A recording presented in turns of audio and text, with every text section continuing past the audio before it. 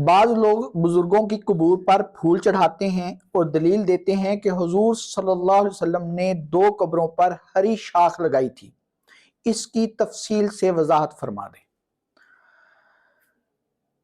یہ جو دلیل ہے اس کو بھی میں تفصیلاً ذکر کرتا ہوں، اور اس دلیل کا کیا جواب ہے اس کو بھی میں تفصیلاً ذکر کر دیتا ہوں۔ بخاری شریف میں حدیث ہے، حضور نبی کریم صلی اللہ علیہ وسلم 2 قبور کے پاس سے گزرے، 2 قبروں کے پاس سے گزرے، ان کو عذاب ہو رہا تھا۔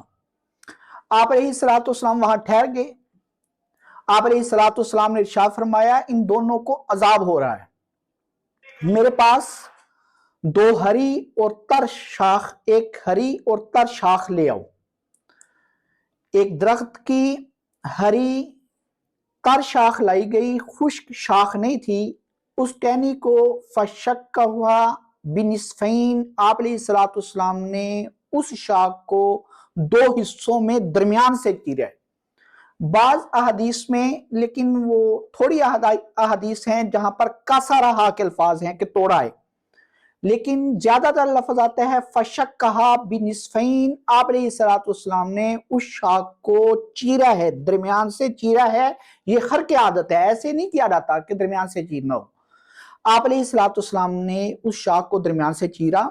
دونوں قبروں پر آپ علیہ الصلوۃ والسلام نے شاخ کا ایک ایک حصہ گاڑ دیا، اور آپ علیہ الصلوۃ والسلام نے ارشاد فرمایا، لعلہ یخفف عنہما ما لم ییبسا، امید ہے شاید کہ ان دونوں سے عذاب کو ہلکا کر دیا جائے جب تک کہ یہ دونوں شاخیں خشک نہیں ہو جاتی۔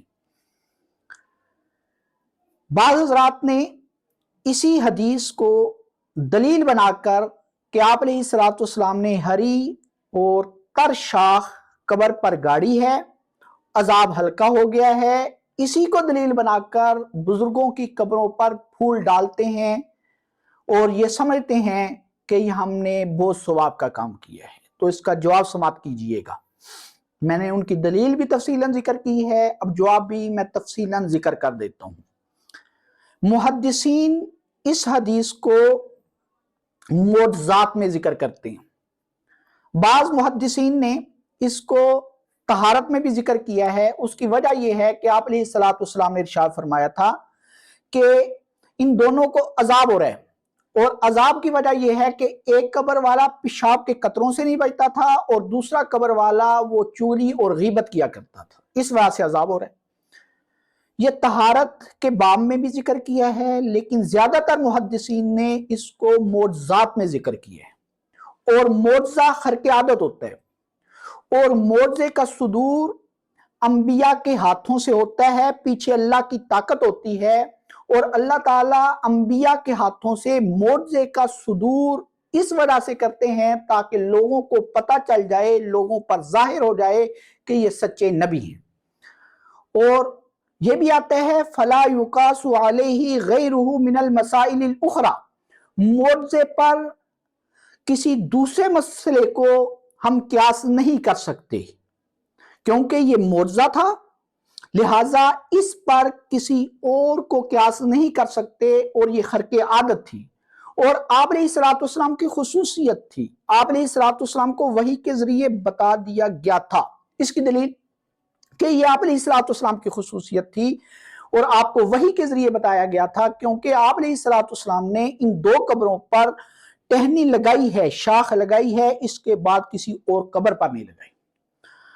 دوسری بات یہ ہے کہ آپ علیہ الصلوۃ والسلام کے بعد صحابہ نے ٹہنیاں قبروں پر نہیں لگائیں، پھول نہیں چڑھائے، اور اس کو دلیل بھی نہیں بنایا کہ ہمیں آپ علیہ الصلوۃ والسلام کو ایسے کرتے ہوئے ایک دفعہ دیکھا تھا۔ ان کو بھی پتا تھا یہ معجزہ ہے، ان کو بھی پتا تھا یہ آپ علیہ الصلوۃ والسلام کی خصوصیت ہے، ان کو بھی پتا تھا یہ وحی کے ذریعے بتایا گیا ہے۔ دوسری بات، آپ علیہ الصلوۃ والسلام کو وحی کے ذریعے علم ہو گیا تھا کہ ان دونوں کو عذاب ہو رہا ہے، اسی لیے تو آپ علیہ الصلوۃ والسلام نے ارشاد فرمایا لعلہ یخفف عنہما ما لم ییبسا، کہ ان سے عذاب ہلکا کر دیا جائے گا، امید ہے جب تک کہ یہ ٹہنیاں خشک نہیں ہو جاتی۔ دوسری یہ کہ انما یعذبان، آپ نے فرمایا ان دونوں کو عذاب دیا جا رہا ہے، اس کا مطلب یہ ہے کہ ان دونوں کو عذاب دیا جا رہا تھا، آپ علیہ السلام کو وحی کے ذریعے بتا دیا گیا، خبر دے دی گئی، آپ مطلع ہو چکے۔ اب آپ کس نظریے اور کس عقیدے اور کس سوچ کے ساتھ بزرگوں کی قبر پر آپ پھول چڑھاتے ہیں؟ کیا آپ کی سوچ، آپ کا نظریہ، آپ کا عقیدہ، آپ کا گمان یہ ہوتا ہے کہ بزرگوں کو عذاب ہو رہا ہے؟ اگر آپ کا خیال یہ ہے تو آپ ہمیں پھر گستاخ اولیاء کہتے ہو، بزرگوں کے گستاخ کہتے ہو، تو بڑے گستاخ تم ہو۔ تم یہ نظریہ بنا کر، تم یہ سوچ بنا کر بزرگوں کی قبروں پر پھول چڑھاتے ہو کہ ان کو عذاب ہو رہے۔ دوسری بات، یہ بزرگ جنت میں ہیں یا جہنم میں؟ اگر یہ بزرگ جنت میں ہیں تو ان بزرگوں کو آپ کے پھولوں کی خوشبو کی ضرورت نہیں ہے۔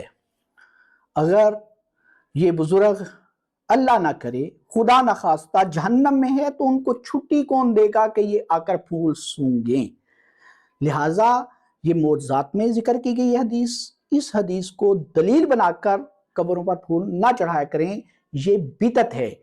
اور اگر آپ اس کو دین سمجھ کر کریں گے، جو کام دین میں نہیں ہے اس کو دین سمجھ کر کیا جائے وہ بدعت ہے۔